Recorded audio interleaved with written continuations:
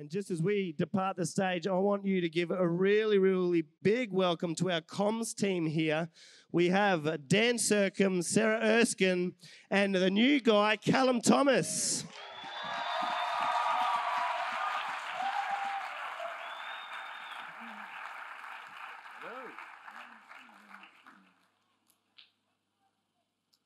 Hello. I'm not sure if, is this on? Can you hear me? No. I'll just, should I? It's working now, isn't it? It's working now? Very good. Hey, how's it going, TeenStreet 2019? I thought that was pretty cute, that photo of Andy before. Yeah. Can we play that game as well? Sure. The 10-year I'm challenge. keen. Yeah. Do you mind if I whack up a 10-year challenge of me? Let's do that. Can we throw that up there? So that's me 10 years ago. I know I used to look like someone that you might be familiar with. Do you guys? Well, yeah. Okay. So my 10-year challenge. So let's chuck up mine. So I think I need to explain my then picture. That was actually taken at Jenny Anderson's hen's party. So I just don't go rocking around that outfit, on a Friday night. Although maybe I did. I can't remember. But so I thought I'd better give some context in regards to that photo. And, I am the ultimate gangster. Just saying. Well, for sure. Well, it's great to meet you guys. And as a first introduction, I get to show you me in my awkward phase. There I am. Hey, that looks like Justin Bieber. I think Is that Justin Bieber again? I inspired the Bieber. Yeah. He followed me. You look like Justin Bieber, the real one. I did, yeah. That's legitimate. That was not good. And I was kind of in the army phase as well. It was a mess. Army phase? Well, the army scarf. If you saw the scarf, it's kind of like one of those military. It was not good. So you weren't actually in the army? No, I wasn't actually in the army. No, fair enough. Hey, we are doing the Ultimate Kingdom as part of our theme, and we're pumped about this. You see the jumpers getting around. How good is the big crown up here? And we got some help from different people. We'll thank them a little bit later. But we thought we'd ask the question, what is the ultimate thing that you've done? Yeah. What is actually the ultimate thing is your claim to fame there, Sarah? Yeah, well, my ultimate claim to fame is still the undefeated ultimate champion of hide and go seek in my family. Oh, come ultimate on. champion, undefeated. Wow. Since that's probably the last time that I played it with my family, maybe like 1992. So ultimate hide and go seek champion. If you want to challenge me, game on. Wow, that's a big challenge. This is a big place, but go for it. That's great. Callum, what about you? My ultimate, I don't know if it was a compliment or not, but in high school, I was known as the ultimate muscle hamster. Wow. I was the muscle... Yes, thank you. Yeah, I was I don't know if it was just because I was short or what, but that was me. Where did they get that? So it was... I don't know. What is a Muscle muscular hamster? Like we used to breed guinea pigs back in the day. I thought our guinea pig was pretty muscular, but nothing like you, buddy. No, you should have seen me in high school. I think my ultimate thing that I did was actually watch my wife give birth this end of last year. Has anyone done that? Yeah. There's a lot of pain relief, morphine, and hot packs, and I'm not sure what Rachel got during the process, but it was a big journey for us all, and that's an exciting journey for us. Now, unless you've arrived here in Gatton tonight from an alternate reality, a reality maybe where there's unicorns running wild, avocados are free, and tigers and lions are vegans. Anyone met a lion or a tiger that's a vegan? No, clearly not. But I think if you've come here to TeenStreet 2019 and you've watched the news recently, you'll be aware of the fact that there are things in this world that just aren't right. There are issues in this world that we're facing all the time. As a young kid, I used to like watching those natural disaster shows. Does anyone else like watching those? there are certain things that fascinated me. One of those was earthquakes. I mean, that's crazy. What an earthquake can do. There's actually an earthquake in there was an earthquake in California recently, and they were doing the news live, and the actual presenters there freaked out, and they were scared. Have we got that picture of the cat with the cucumber? Anyone seen a cat with a cucumber? Has anyone seen those videos? Those cats freak out. Anyway, the presenters jumped like the cat with the cucumber. It was pretty scary. But these earthquakes, they're an incredible thing because there's a huge amount of energy. When you've got two tectonic plates that collide, they clash, and there's a bit of movement, the energy, that's bulk energy coming from that, and it causes the earthquake. If it's on land, obviously you've got these big tremors and buildings fall down. And if it's under the ocean, it can cause that movement can actually shift the water up, and that water then travels at a mighty fast speed towards the coast. And once it gets to the coast, it actually becomes a larger wave, and that's what we call a tsunami. And we saw the devastation of what happened in Japan. There's been others since then. And these are just, I guess, a sign that there is disorder in this world. Now, I grew up in New Zealand, and in Christchurch, you are aware of these natural disasters, similar to what Dan was saying, but not all disasters are natural. In fact, there are a lot of disasters that are incredibly unnatural. One of these disasters is poverty. Now, poverty is a disaster that affects nearly 3 billion people, and there are, in fact, nearly 3 billion people around the world who live on less than $2.50 per day.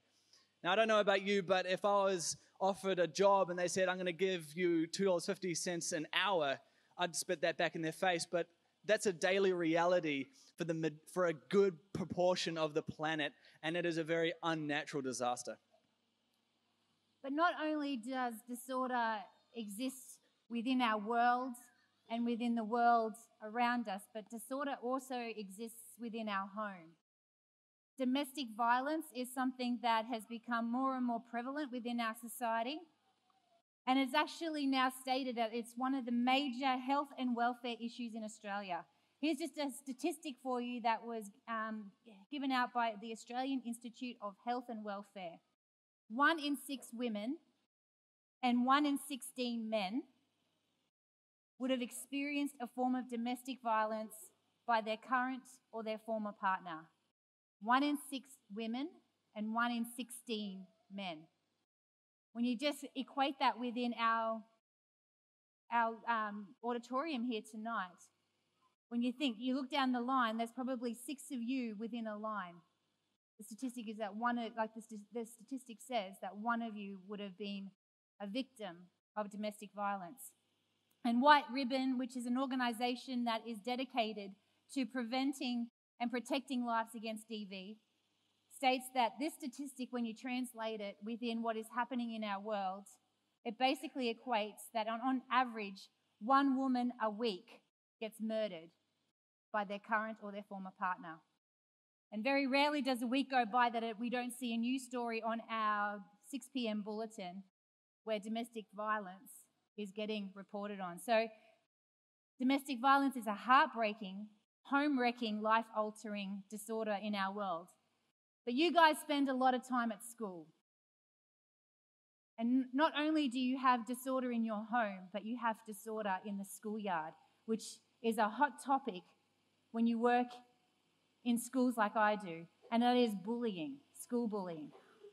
It's disorder in the schoolyard, and that is also perhaps one of the major youth well-being issues that we are facing. I'm a chaplain and I face it every day. When someone repeatedly and intentionally uses words or actions to make you feel helpless, worthless, or isolated. And I've seen it. It's exclusion. It's spreading rumors about someone or misrepresenting them. The constant act of taking advantage over someone to make them powerless. And we've had the traditional bullying, but now we've launched it into the cyber world. And that stuff is ridiculously disorder. Here's a statistic for you given to us by the government organisation Bullying No Way. 1 in 4 Australian students in the years from grade 4 to grade 9 reported being bullied every few weeks.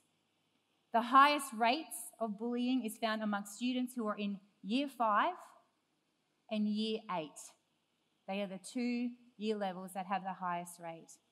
And peers are present as onlookers in 85% of bullying encounters. So there's an onlooker.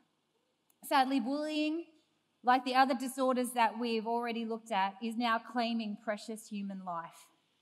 So much so that there is actually official terminology, the word bullycide, which basically has been coined by student welfare specialists because young people are now taking their lives. And the staggering statistic, which just grabbed my heart, is that the highest risk are between the ages of 10 and 14. It's heartbreaking. It's a disorder. And many of us become more and more aware of this brokenness, of this disorder. And we have this emptiness within us and this hole, this chasm, this unsatisfaction within us. And so what we do is we begin to what we call self-medicate. We take things, or we engage with things that promise to fulfill us and to make us feel better. And some of these things are outrightly evil, and we can see that from a distance. But the reality is that many of the things that we use to self-medicate go under the surface, and we're not aware of them.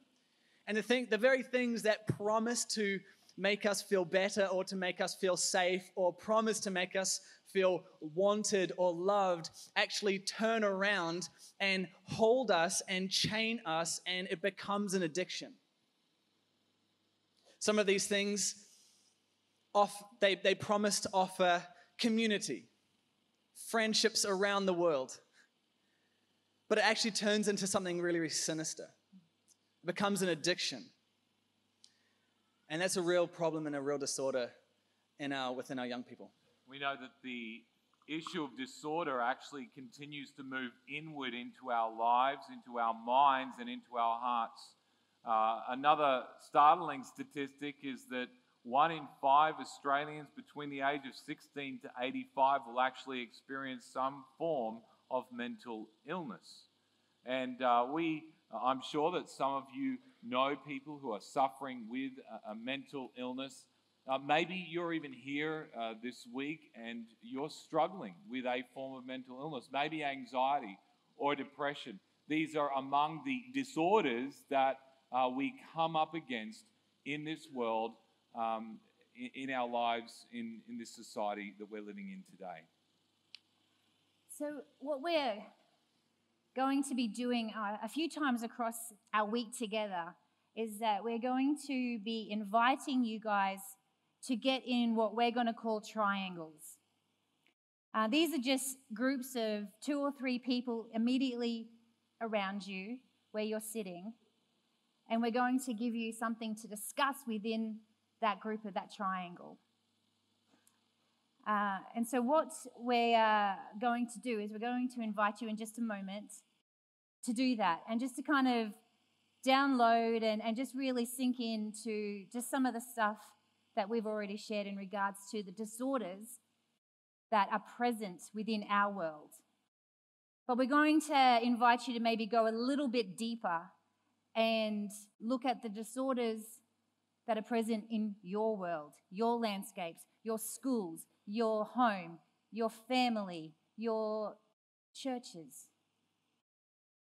So I'm going to invite you to take a minute now and just consider the question that's up on the screens. What does disorder look like in your world? Turn into your triangles and have a discussion.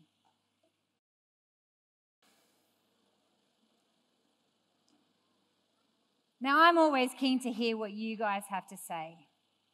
Always, because I think there is some absolute gold that is present within what you guys experience.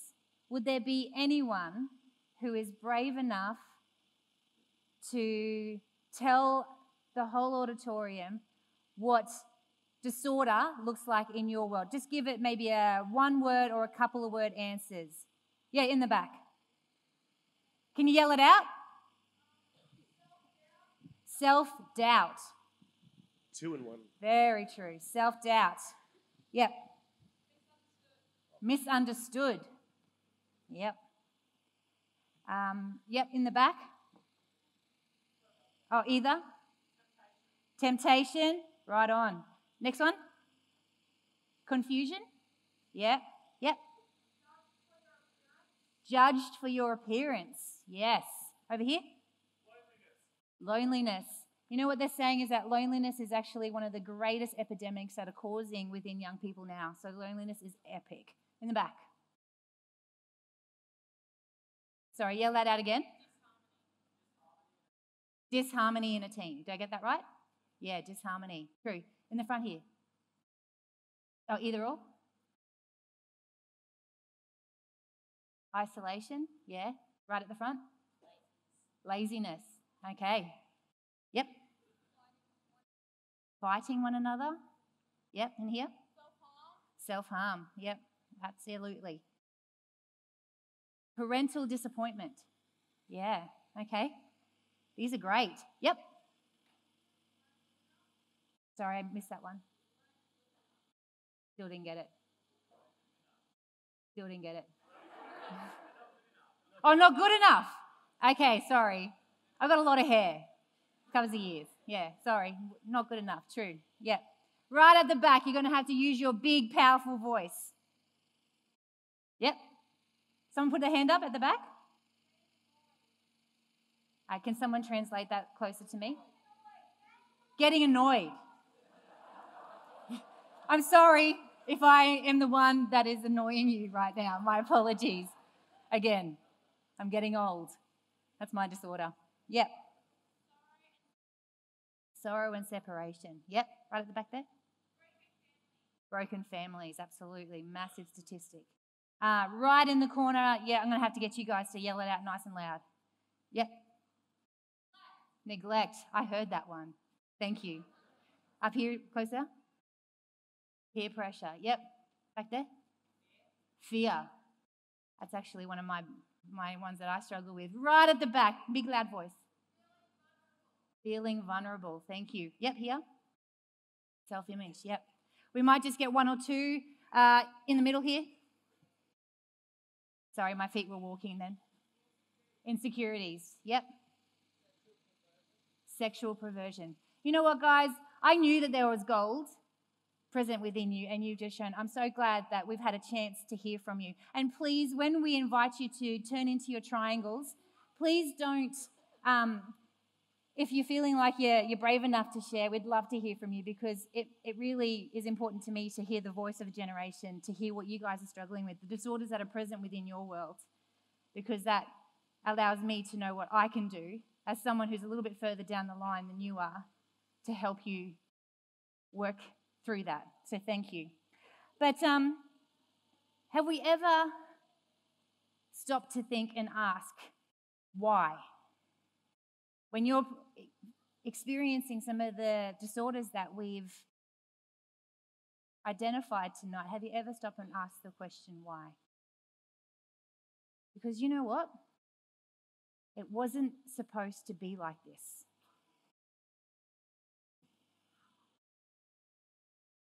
So when it comes to the creation of the world and the world that we look at around us, full of poverty and insecurity and fear and image issues and all these disorders in the world that is around us, we can ask, why would God create a place like this? Was it always like this? And the reality is that it wasn't always like this. God didn't create the world that we look at when we see it through the lens of these disorders. In fact, when God created the world, He created it in such a beautiful, intimate, purposeful way. In fact, when God made Adam and Eve, the first two people, it says that He walked with them in the cool of the day. Or in other words, He was engaged in their day-to-day lives. He spent time with them. He was living life with them. And when it came to creation, it says in Genesis 1 verses 31, it says, "And God saw everything that he had made, and behold, it was very good." Very good. Now, can I get a show of hands? How many creatives do we have here tonight? When I say creatives, I'm looking for painters, photographers, artists, musicians. Raise up your hands. We got a bunch of creatives here. Awesome. Excellent. That's awesome. That is so good. Now, I'm not a painter, nor am I the son of a painter, but my mum was a painter, actually. But I really enjoy graphic design. Do we have any graphic designers in the house? Yes, excellent. I also love some photography. Any photographers? Yes. Instagram doesn't count. Anybody else? Yeah. Just kidding. I gotcha. Actually, I loved Instagram when I was doing photography. I got to shoot a few weddings and things like that, and it was awesome. So when it comes to creatives, when it comes to people who love to create beautiful forms of artwork, the question is why? Why do creative people create? Why do musicians create music? And I mean, we could throw some answers around, but my personal opinion is that when God created us, we inherited some of his characteristics. Now, God, he is a creative God. He is a God who loves the details. He loves creating beautiful things. And so when he created man and woman, when he created you and me, I believe that we inherited some of that DNA. That we create beautiful things because God is a creative God.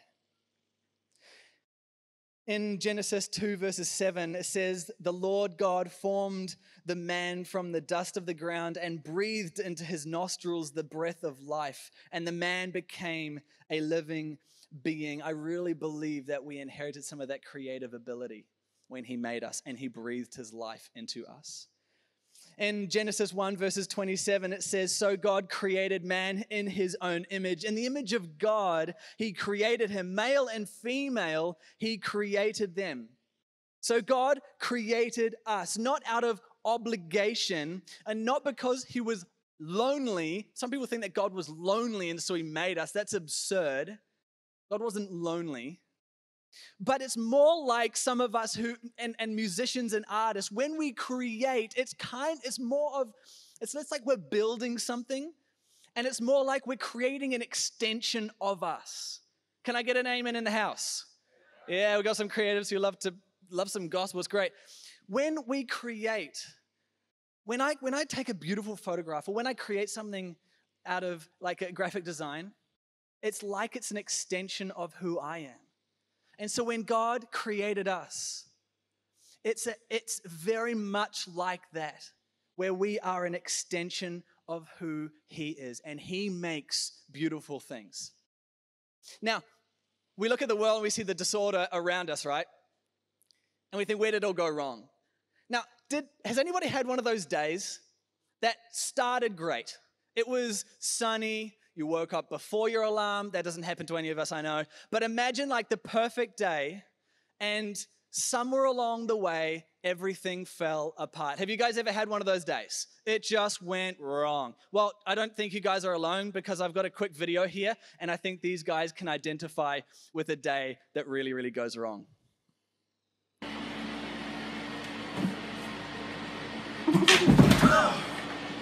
Are you okay? Oh. Are you okay? Yeah.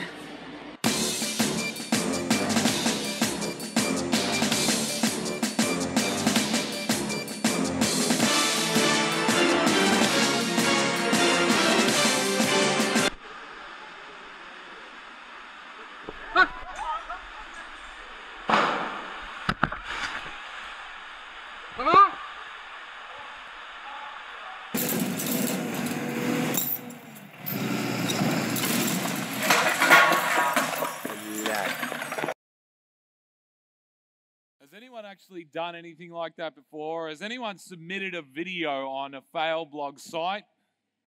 No one's game enough to. Well done. I see that hand. Let's pray for him afterwards. That's tough. Hey, there actually was never a fail. No one could have uploaded a fail prior to an event that is called the fall, because as Callum has just unpacked for us, when God created the world back in the beginning, it was very good. In fact, it was perfect. So animals got along together, and humans were actually innocent in the presence of God. So that means, as Callum said, they were able to walk with God. There was nothing separating the relationship between God and humanity. This was a perfect world. And then something happened, because God had actually, when he had created the world, he had created this tree. And he said, you can eat from any tree in this garden except for this one tree. It's called the tree of the knowledge of good and evil. And so Adam and Eve, who had been put into the garden, Adam had been given the instruction of tending the garden, taking care of it, sort of like a gardener of this awesome garden. One day, a serpent, a snake turned up and somehow made his way in under the watch of Adam, who had failed to do his job. And in Genesis chapter 3, we learn about the tragic moment when disorder crashed into this perfect world that God had created. And the snake tempted Eve, had actually created. And the snake said to the woman, did God really say you must not eat from any tree in the garden? And in Genesis 3:6 it says, when the woman saw that the fruit of the tree was good for food and pleasing to the eye, and also desirable for gaining wisdom, she took some and ate it. She also gave some to her husband who was with her, and he ate it. And in that moment, Adam and Eve, who actually represent all of humanity, that includes you and me, rebelled against our Creator, the God of the universe. And this rebellion is what we call sin. And sin actually corrupts. And from that moment, corruption began to enter humanity, but that corruption didn't only stay within the bounds of humanity. The devastating impact of sin continued to affect creation. So now we have thorns growing up. Animals become aggressive towards each other. Disease starts to break out. The world is now a different place. And this devastating thing continued to rack humanity, but God, in his infinite grace and mercy, didn't just give up on us. This is the incredible thing about the Christian message, is that whilst we rebelled against God, we have a God who didn't actually give up on us. And we learned that as God was actually cursing the serpent for his deception of Adam and Eve, he actually God says, I will put enmity or conflict between you and the woman, and between your offspring and hers. And when I read those words underlined, it says, he will crush your head, and you will strike his heel. What's God talking about here? He's speaking to this serpent, talking about a day that is coming where a man will stand up and he will crush the serpent's head, and you, the serpent, will strike his heel.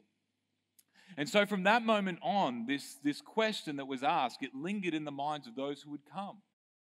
Who's going to be that person that's going to crush the head of this serpent? Who's the person that's going to defeat the enemy and overcome this evil one? Who's the person that's going to right the wrongs? And as we look through the history of the Old Testament, you might be familiar with some of the names of the great leaders that came and went. Anyone heard of a guy called Moses? Yeah? I mean, he was one of the great leaders, but he came and went. He fell. He had an epic fail. He messed up. Joshua, another guy. But he wasn't perfect. He wasn't the offspring that would crush the head of the serpent. Then we had David, and David seemed to start well, but this disorder continued. And darkness continued to fill the world. as sin and corruption began to take over. And they kept looking for this one who would crush the head of the serpent. And then these preachers called prophets started to speak up. And they would speak words about a light that would be coming into the world.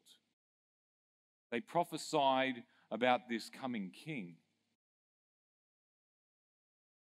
But then for 400 years, 400 long years, it went quiet.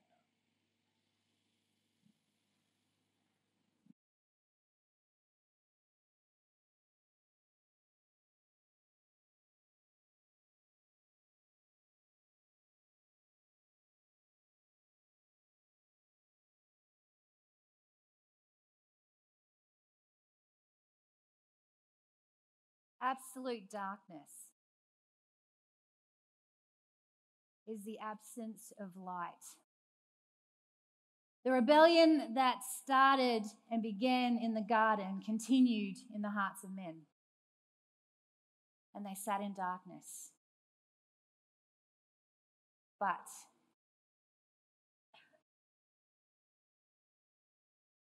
one holy and beautiful night, light broke into the darkness. With a baby's cry from a lowly stable in Bethlehem, Jesus was born. The light of the world had come. The light of the world has stepped down into our darkness, into the darkness of our world to shine. I'm going to invite us to do an activity right now, which will need you, when the light hits you, fish out your phone and light up the torch. Because this is what happens with light, is that when it is shone, it spreads. So I'm going to come around, and when I tap you on the shoulder, light your phone or your light device up. And then touch the person next to you and spread the light.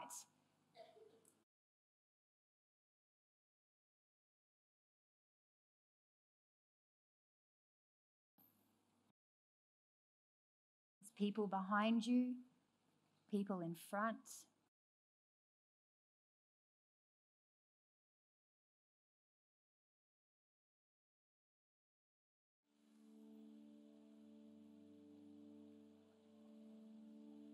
All right. I think it's safe to say that when light shines into a space, something changes in the atmosphere. If you could see what I'm seeing right now, it's quite beautiful. Lights all over the entire breadth of this tent.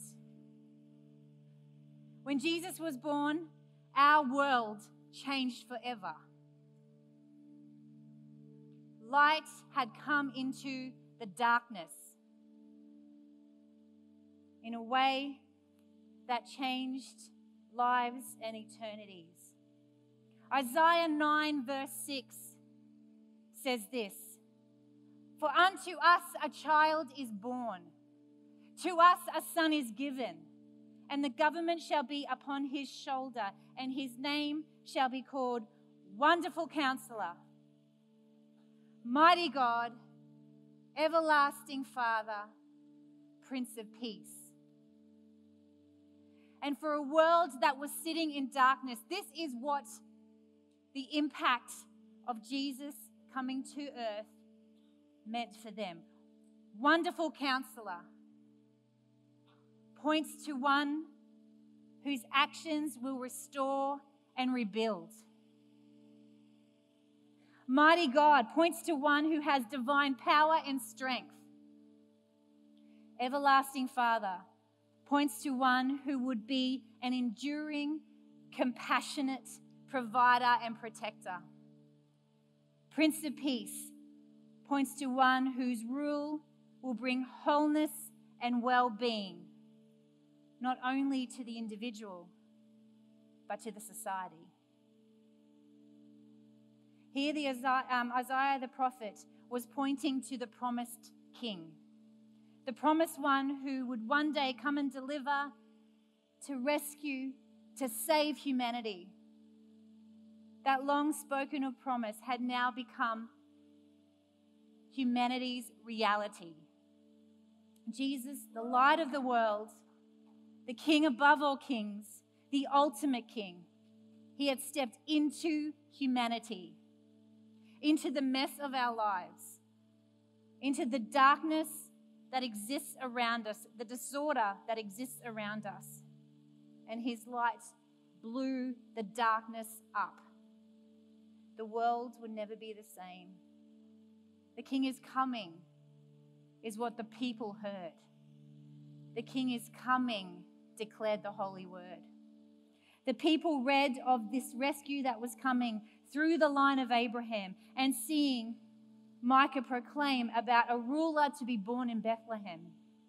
Daniel prophesied about the restoration of Jerusalem. Isaiah's cry about the Son of God who was coming to them. So for them it was anticipation. This groaning was growing generation after generation, knowing he was holy no matter what the situation. They longed for him. They yearned for him. They waited for him on the edge of their seats, on the edge of where excitement and containment meet. They waited like a child watches at the window for their father to return from work. They waited. Like a groom stares at the double doors at the back of the church. They waited. The King is coming is the word the prophet spoke.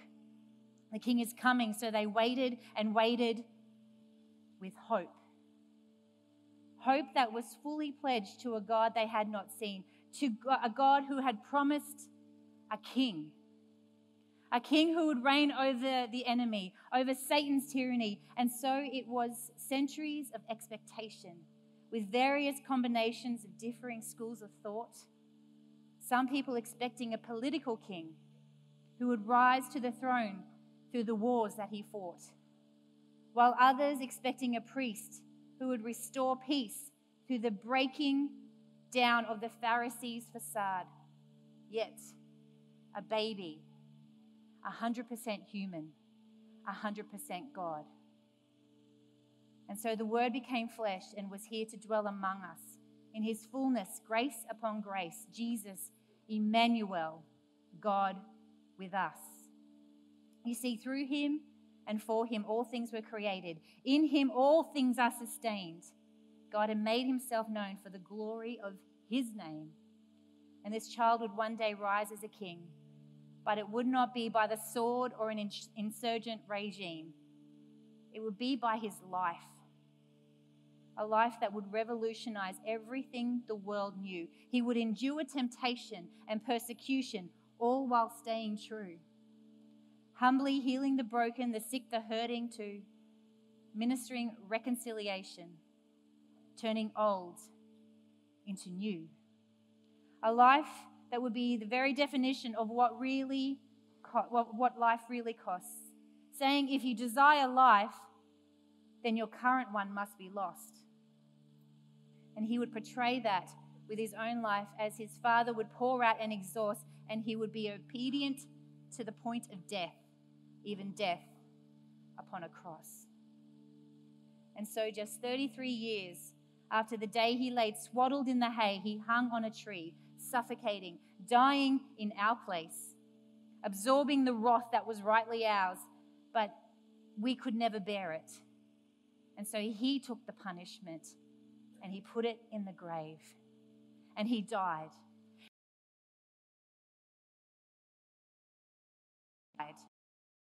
No breath, no heartbeat, no sign of life.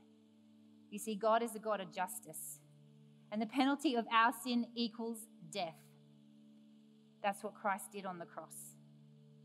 And then just 3 days later, in accordance with Scripture, he was raised from the grave. And when I say that he was raised, what I mean is that he was raised.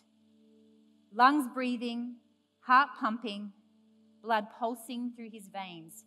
The things that he promised were true.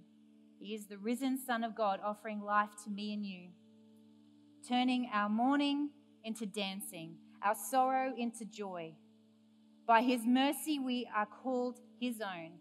By his grace we will never be left alone. By his love he is preparing us a home. And by his blood our sin has been wiped clear. The King is coming. Na, na, na. The King is here.